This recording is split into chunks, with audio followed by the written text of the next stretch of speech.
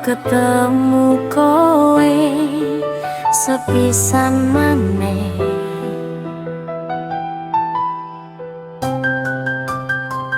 Tresnoku gedene segoro tekan segoro, kanggo golek panggonan sing paling tak senengi. Nang endi sawah ijo royo-royo,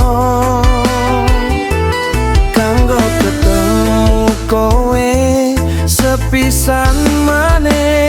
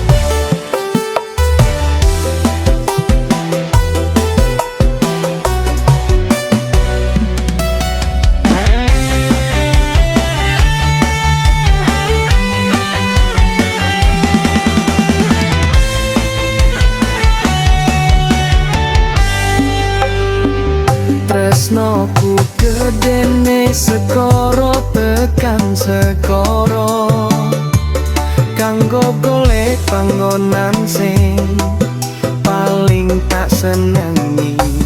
Nang endi sawah ijo royo-royo, kanggo ketemu kowe sepisan